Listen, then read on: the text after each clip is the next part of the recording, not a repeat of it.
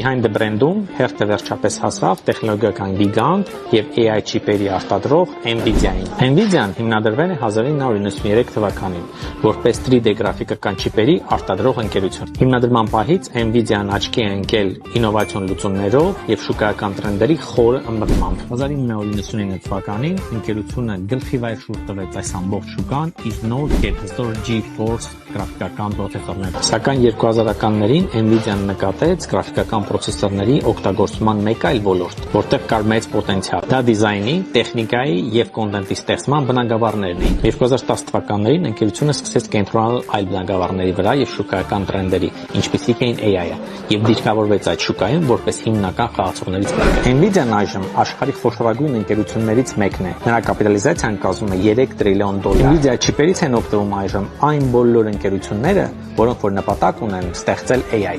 Եվ այդ բոլոր ընկերություններին համոզված եմ դուք բոլորը շատ լավ գիտեք։